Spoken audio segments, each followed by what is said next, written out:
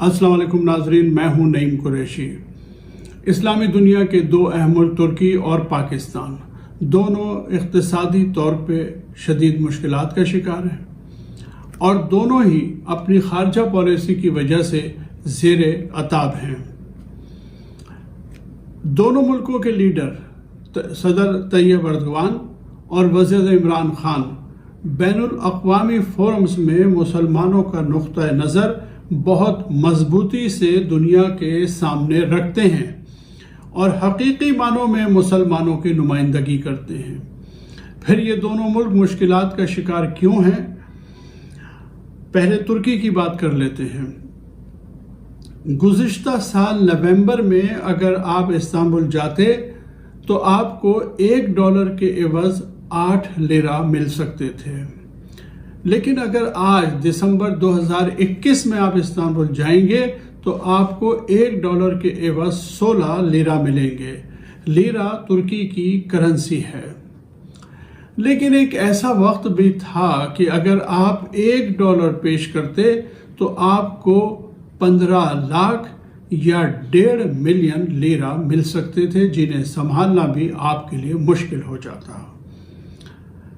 آپ بہت خوش ہوتے کہ $1 میں 15 لاکھ لیرہ، یہاں تو ہم بہت آرام سے رہیں گے، لیکن جب آپ ایک نان یا روٹی خریدنے جاتے تو آپ کے پیروں تلے زمین نکل جاتی، کیونکہ ایک روٹی یا ایک نان کے لیے آپ کو 10 لاکھ لیرہ کی ضرورت ہوتی۔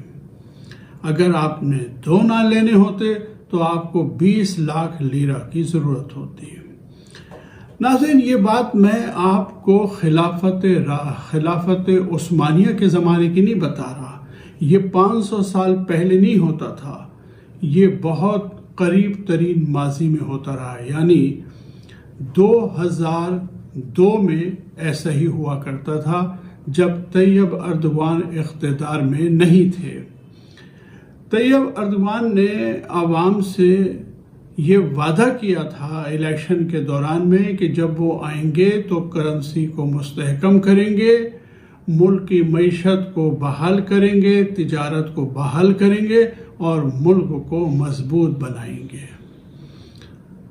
2002 میں طیب اردوان کے آنے سے پہلے نہ صرف $1 میں 15 لاکھ لیرہ ملتے تھے، بلکہ بینکوں میں شرح سود جو ہے وہ روزانہ کی بنیاد پہ 60% تھی، لہٰذا لوگ بینکوں میں پیسے رکھنا پسند کرتے تھے بجائے اس کے کہ وہ کسی بھی قسم کا کاروبار کریں یا کسی تجارت میں حصہ لیں۔ جس وقت طیب اردوان اقتدار میں آئے تو انہوں نے سب سے پہلے کرنسی کو مستحکم کیا اور اس کے لیے انہوں نے کرنسی نوٹوں پر سے 6 صفر اڑا دیے اور لیرہ کی نئی قدر کا تعین کیا۔ $1 کے بدلے 1.30 صفر 1.30 لیرہ جو ہے وہ ملنے لگا، اور اس طرح ترکی کی کرنسی کو انہوں نے استحکام بخشا، اور اس کے بعد انہوں نے تجارت کو بحال کیا اور پھر ترکی کو ترقی کی راہ پر گامزن کر دیا۔ سالوں کی ترقی مہینوں میں اور مہینوں کی ترقی دنوں میں طے ہونے لگی۔ ترکی دفاعی اور صنعتی ترقی میں بہت آگے نکل گیا، نئے ریکارڈ بننے لگے۔ اس کا منطقی نتیجہ یہ ہوا کہ ترکی کے پرانے حریف یعنی مغربی ممالک اور امریکہ ترکی کی ترقی کی راہ میں مختلف حربوں سے رکاوٹیں ڈالنے لگے۔ ترکی نے 1963 سے یورپی یونین کی رکنیت کی درخواست دے رکھی ہے۔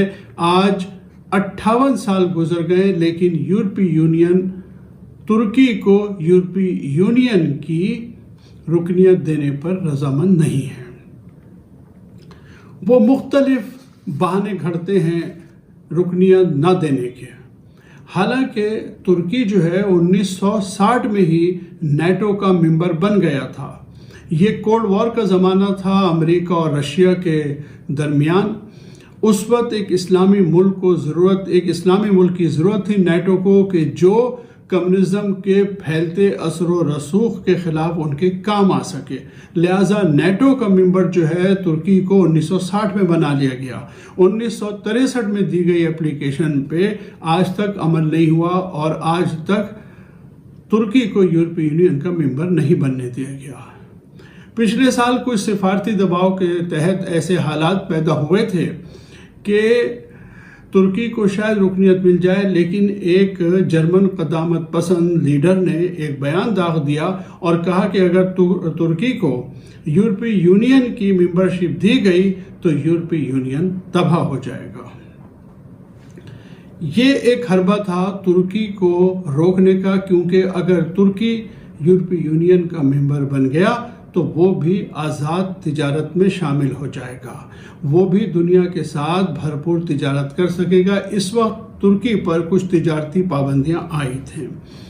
اس کے علاوہ یہ ہوا کہ طیب اردوغان کی حکومت کے خلاف ایک فوجی بغاوت کرانے کی بھی کوشش کی گئی، جسے حکومت اور عوام نے جو ہے وہ ناکام بنا دیا. پھر ایک اور واقعہ ہوا جو امریکہ کی خاص ناراضگی کا سبب بن گیا. صدر طیب اردوغان نے رشیا سے S-400 میزائل ڈیفنس سسٹم خریدنے کا معاہدہ کر لیا، جو کہ اربوں ڈالر کا معاہدہ تھا. امریکہ نے اس معاہدے کی بھرپور مخالفت کی، کیونکہ یہ ایک ایسا سسٹم ہے جس کا توڑ امریکہ کے پاس بھی نہیں ہے.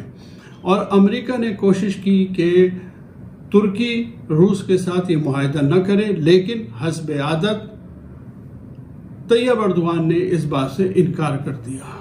اس وقت کے صدر ڈونلڈ ٹرمپ نے ترکی کو دھمکی دی کہ اس کی اقتصادیات تباہ کر دی جائیں گی، اور پھر عملاً ترکی کی اقتصادیات کو تباہ کرنے کی کارروائی شروع کر دی گئی. پاکستان کی طرح ترکی کو بھی گرے لسٹ میں ڈال دیا گیا. کووڈ سے پہلے ترکی دنیا کے ان چند ملکوں میں سے تھا جو اپنے عوام کو صحت سے متعلق یعنی ہیلتھ کیئر سے متعلق سب سے زیادہ فیسیلیٹیٹ کرتا تھا، اور یہ تمام فیسیلیٹیز وداؤٹ چارجز ہوا کرتی تھیں، یعنی یہ مفت میں ہوا کرتی تھیں. لیکن کووڈ سے ترکی کی اقتصادیات بھی متاثر ہوئی. ترکی ہر سال سیاحت سے $40 ارب کماتا ہے. کووڈ کے نتیجے میں ظاہر ہے کہ سیاحوں کی آمد کم ہو گئی اور ان کی معیشت جو ہے متاثر ہونے لگی. اب صورت یہ بنی کہ امریکہ کے ہاتھ ایک موقع آ گیا اور لیرا کی جو ہے وہ قدر کم کرنے کی کوششیں کی جانے لگی. پچھلے مہینے ترکی میں لیرا کی قدر میں 40% کی کمی ہو گئی. نتیجہ یہ ہوا کہ ظاہر ہے کہ معیشت متاثر ہوئی، لوگ متاثر ہوئے مہنگائی کے ہاتھوں. لہذا طیب اردوغان کے خلاف پورے ترکی میں مظاہرے شروع ہو گئے ہیں. صدر طیب اردوغان کوشش کر رہے ہیں کہ عوام کو مطمئن کر سکیں، اور اس کے لیے انہوں نے اپوزیشن جماعتوں سے بھی بات چیت شروع کر دی ہے. لیکن لگتا ایسا ہے کہ جیسے اقتصادیات جو ہیں وہ ان کے ہاتھ سے نکل رہی ہیں، اور اگر یہ صورتحال برقرار رہی تو بظاہر یہ دکھتا ہے کہ شاید جون 2023 میں ہونے والے انتخابات میں طیب اردوغان 51% ووٹ حاصل نہ کر سکے حکومت بنانے کے لیے. یہ تو صورتحال ہے ترکی کی. اور یہاں پاکستان میں عمران خان کی حکومت ہے. عمران خان بھی بین الاقوامی پلیٹ فارمز پر طیب اردوغان کی طرح خوب زوردار تقریریں کرتے ہیں اور دنیا کے امیر ممالک کی غریب ملکوں کے ساتھ چیرہ دستیوں کے بارے میں بہت کھل کے بات کرتے ہیں. اسلاموفوبیا کے حوالے سے اقوام متحدہ میں کی گئی ان کی تقریریں بھی بہت یادگار ہیں. امریکہ کو بنیادی طور پہ پاکستان سے جو شکایت ہے وہ افغانستان کے حوالے سے ہے۔ عمران خان کے افغانستان کے بارے میں وہی پالیسی ہے جس کا وہ کئی بار اظہار کر چکے تھے کہ افغان جنگ کا صرف ایک ہی حل ہے اور وہ ہے مذاکرات، اور پھر ایسا ہی ہوا کہ مذاکرات کے نتیجے میں ہی افغانستان میں طالبان کی حکومت کا قیام عمل میں آ گیا۔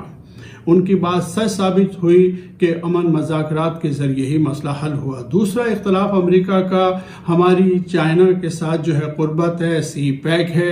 وہ چاہتے ہیں کہ ہم اتنا ایکٹیو رول پلے نہ کریں بلکہ اس کو ریورس کر دیں، جو پاکستان کی سلامتی کے لیے کسی طور بھی ٹھیک نہیں ہے اور یہ ممکن نہیں ہے حکومت وقت کے لیے۔